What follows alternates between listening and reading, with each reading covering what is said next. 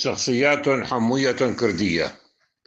أعراب في سطور: اللواء فوزي سلو، رئيس الدولة سابقا، من مواليد دمشق عام 1905.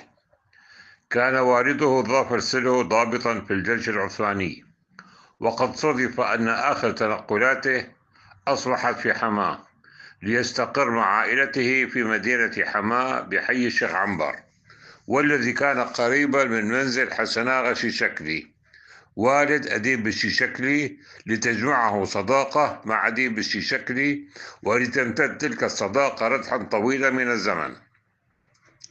تابع فوزي السلو دراسته في حماة حتى حصوله على شهادة دراسة ثانوية عام 1923، لينتسب بعدها إلى الكلية الحربية، وليتخرج منها عام 1925 برتبة ملازم.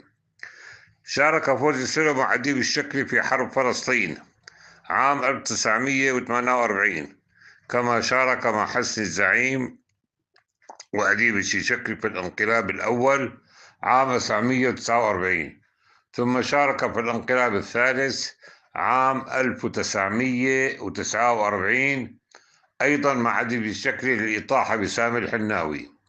تدرج في الرتبة العسكرية حتى أصبح لواء عام 1950، ومن ثم أصبح وزيرا للدفاع حتى عام 1951.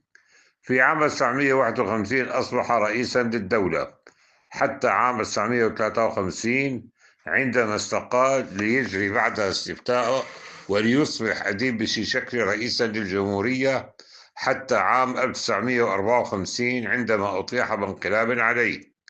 صدر أمر اعتقال بحق فوزي سلو بتهمة خرق النظام الدستوري، فما كان منه إلا أن غادر سوريا متوجها إلى المملكة العربية السعودية ليعمل مستشارا للملك سعود بن عبد العزيز.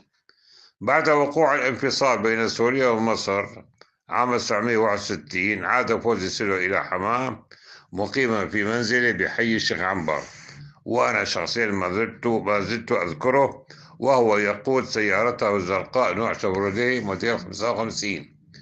كان رحمه الله شخصا هادئا واجتماعيا، حيث كان يتردد على معظم مضافات حماة، ومن بينها مضافات آل البرازي. أنا شخصيا كانت تربطني صداقة مع ابنه ظافر. في عام 1972 تعرض لوعكة صحية، نقل على أثرها إلى مستشفى حرسته، حيث وافته المنية هناك. شيع في حما بموكب رسميا وشعبيا مهيب، حيث دفن بجانب قبر المرحوم الرئيس السوري الأسبق ورفيق دربه أديب الشيشكلي. المحامي معتز البرازي.